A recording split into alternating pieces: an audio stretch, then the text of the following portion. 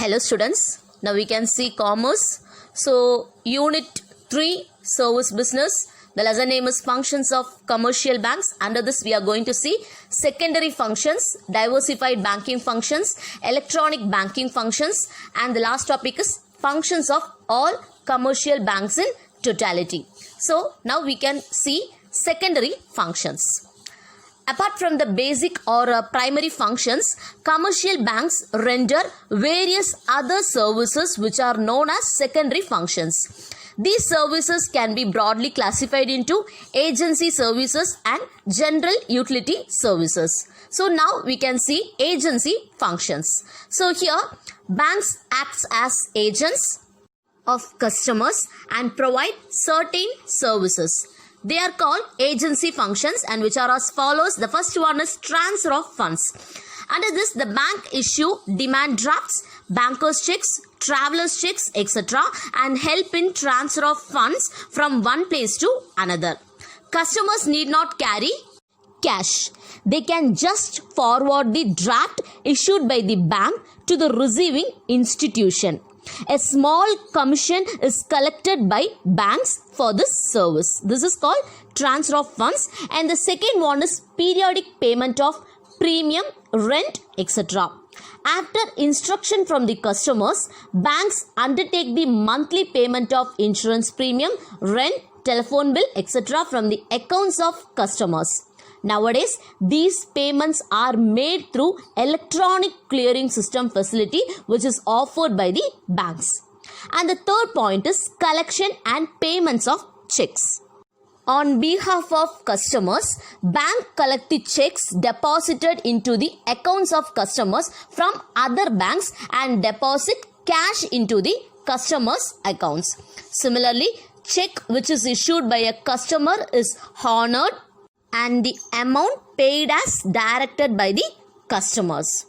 Now we can see definition of check. According to Negotiable Instrument Act of 1881, check is a bill of exchange which is drawn on a specified banker payable on demand. Next one is crossing of check. Drawing two parallel transverse lines on the left top of the check.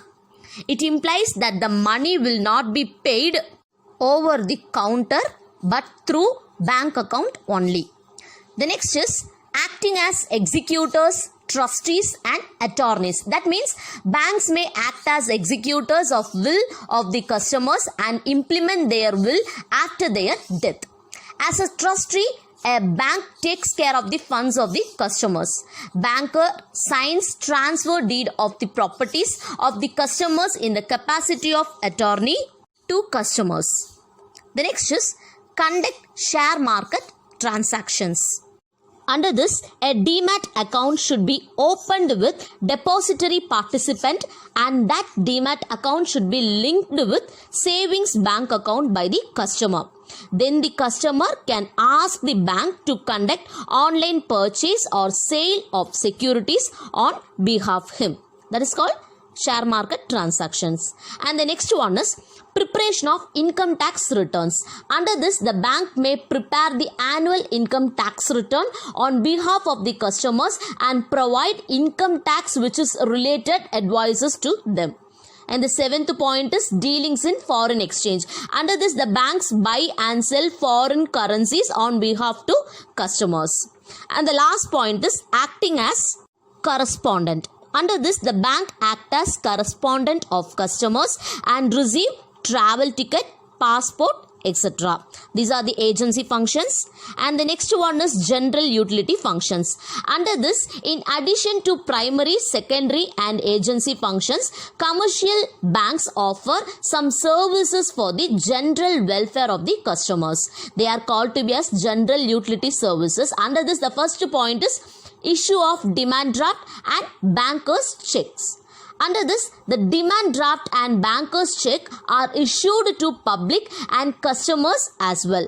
Instead of sending money, they can attach these instruments for payment of educational fees, etc. And the second point is accepting bills of exchange on behalf of customers. Here, banks accept bills on behalf of customers and make payments to the foreign exporter. Afterwards, the bank collects from the customers. The next one is safety lockers. Here, valuable documents, jewels, etc. can be kept safely in a vault provided by bank for a rent. This vault's room is called strong room. And the fourth point is letter of credit. Here, this document is given by bank on behalf of importing customer to the exporter, guaranteeing payment for the imported goods. It is a very important document in international trade. And the fifth point is traveler's check. That means customers need not carry cash during travel in India or abroad. The denomination and words are printed in the check. It is accepted as money in shops, hotels, travel agencies, etc. So this is called to be as a traveler's check. And the next one is gift checks. That means these denomination printed checks are available in attractive design so that it can be presented either during in wedding, birthday functions, etc.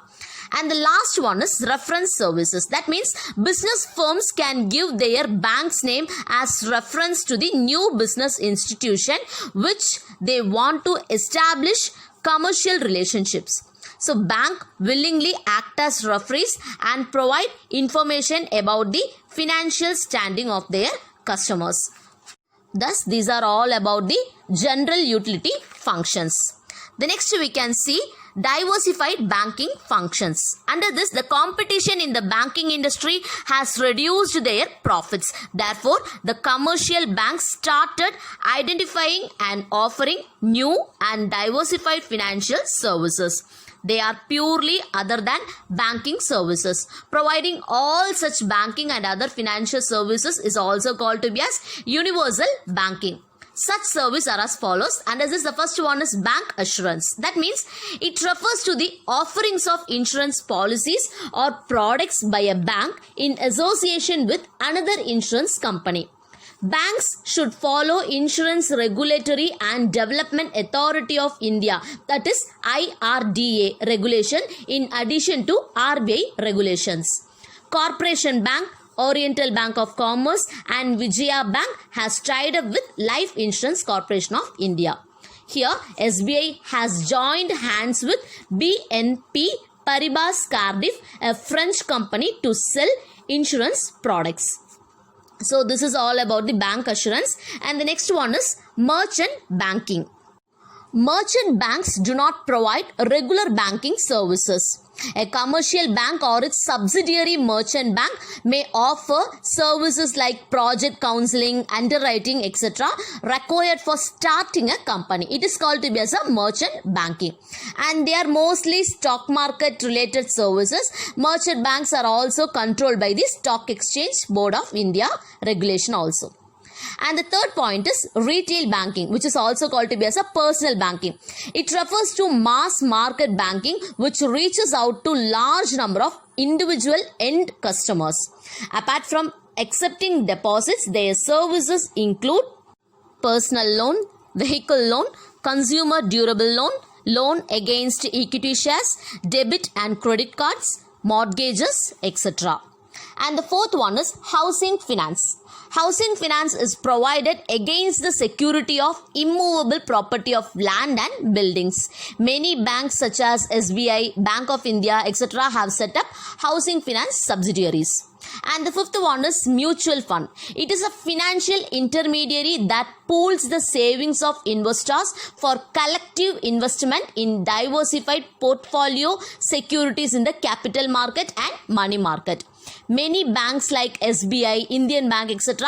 have set up mutual fund subsidiaries. So this is all about the mutual fund. The next we are going to see is venture capital fund. Under this venture capital fund provides startup share capital to new ventures of little known, unregistered, risky, young and small private business, especially in technology oriented and knowledge intensive business.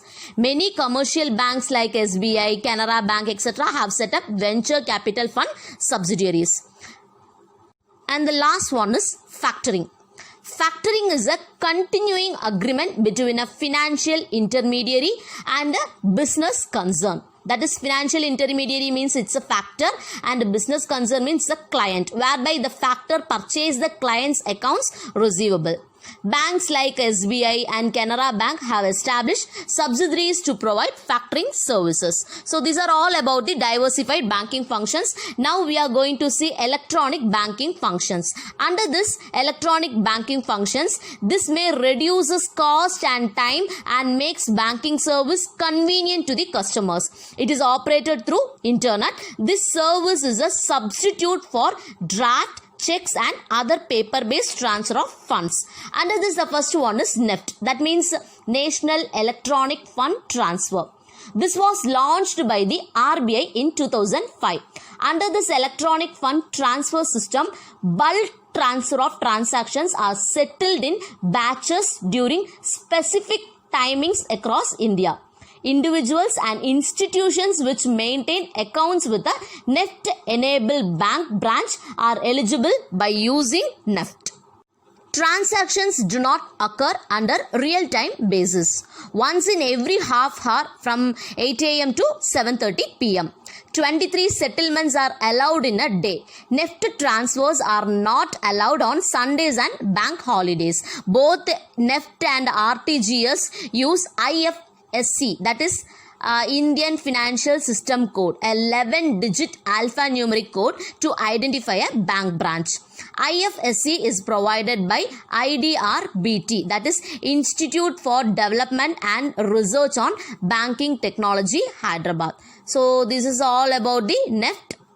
The next is RTGS, that is Real-Time Gross Settlement System. It was launched by the RBI in 2013. The transactions are settled on real-time basis. Gross settlement means the transaction is settled between one bank and another bank without adding any other transactions. RTGS facility is available between 9 a.m. to 4:30 p.m. on weekdays and up to 2 p.m. on Saturdays. In one day, the RTGS routes about 60,000 transactions worth about rupees 2,700 billion and covers over 52,000 bank branches located in 10,000 cities and towns.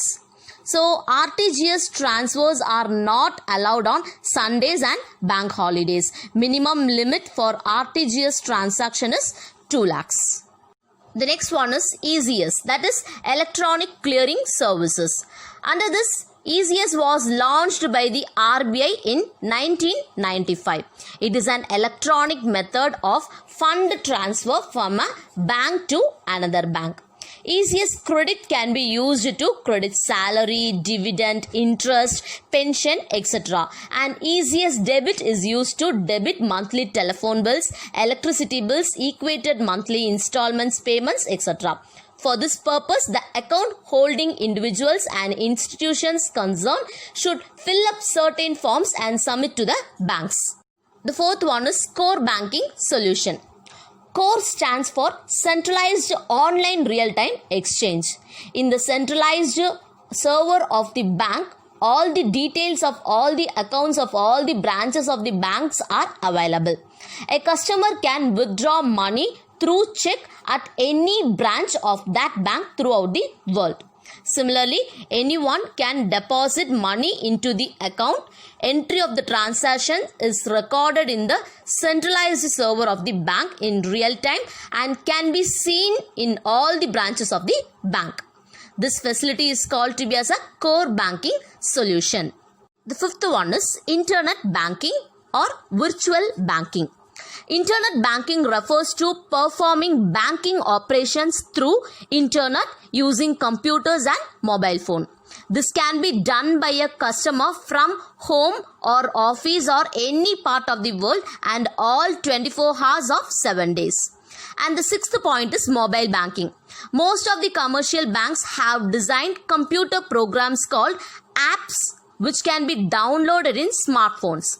With this app in the smartphone, a customer can operate his account transaction from anywhere. This service is known to be as mobile banking. And the seventh one is automated teller machine, that is called to be as ATM and CDM facilities. A customer can withdraw money anytime, anywhere in India from the ATM machine using the ATM card given by his or her bank. The machine also shows the balance available in the customer's account, which provides a statement print of the few past transactions, etc. Withdrawal of money in other bank ATMs is restricted and will be charged beyond the specified number of usage. Cash deposit machine facility is useful to the public as well as customers to deposit cash into the account anytime. Similarly, there are check deposit machines which receive checks at any time. So these are all about the automated teller machine. The next one is IMPS, that means immediate payment service. Here IMPS was launched by the National Payments Corporation of India in November 2010. IMPS allows fund transfer through mobile phone or internet banking by banking customers and approved non-banking partners. Its transactions are on real-time basis. The current maximum limit is 2 lakhs. It made India a leading country in the world in real-time payments in retail sector. And the ninth point is funds transfer through SMS. That means *99# is the number for the funds transfer from any mobile phone. It was launched in 2014.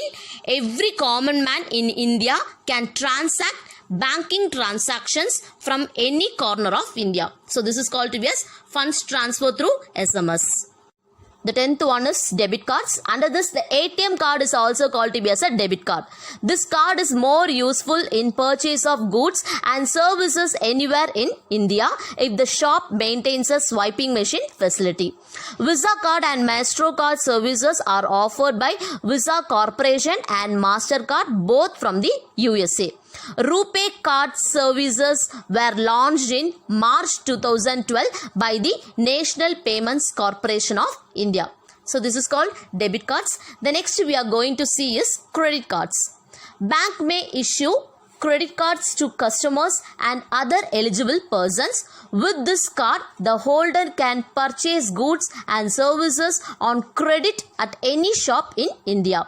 If the dues are paid within the stipulated time, no interest is charged. The credit limit is fixed by the issuing bank based on the income of the cardholder. These are all about electronic banking functions. Next we are going to see is functions of all commercial banks in totality. All commercial banks put together perform certain functions to the development of the country's economy. Under this, the first point is more production and economic growth. These banks supply the vitamin money to all sectors of the economy, including manufacturing sector. As a result, all the sectors produce more. And the second point is capital formation. Under this, banks may encourage savings habit among people and accumulate their small dormant savings. These funds can be fruitfully channelized for productive purpose of the economy. The third point is consortium finance. Under this, thousands of crores required to establish a mega factory is not available from a single source. Banks may join together and provide consortium finance in such cases. And the fourth point is service coverage to non-monetized sector. That means branches of the banks are opened in rural and village areas so that the non-banking areas are provided banking services. And the fifth point is balanced regional development. That means banks may transfer funds from surplus areas and make them available in scarce districts or areas for the formation and operation of business institutions. Even growth of different regions can be achieved through this function. And the sixth point is smoothing of trade and commerce. That means for the efficient functioning of all traders and business institutions in a country, safekeeping of their funds, transfer of funds, payments and collection of funds when and where needed is very much necessary. Bank may perform this function. The seventh point is development of industry, agriculture, MSME and SHG. So, under this, bank may design methods and instruments of financing each sector differently. They provide finance for small farmers, medium traders as well as industries. For example, bank allow microcredit to SHGs, that is self-help groups, overdraft to traders and issue certificate of deposits to finance industries. Eighth point is implementation of monetary policy. Under this, banks have established customer relationship with all public and business institutions through the network of branches. Broad guidelines or rules of the government for the monetary sector of a country cannot be applied without such banks. This is called to be as an implementation of monetary policy. And the ninth point is encourages export and international trade. Banks open foreign branches or establish correspondent relationship with banks in foreign countries to help exporters. Instruments like letters of credit and international factoring services are undertaken to help exporters and importers. And the last point is new entrepreneurs and employment opportunities. Entrepreneurs obtain project loans and establish new business houses. By providing the required credit, banks generate more economic activities and new employment opportunities. Thus, these are all about the functions of all commercial banks in totality. The next is assignment. So, the question is explain the general utility functions. Explain the general utility functions.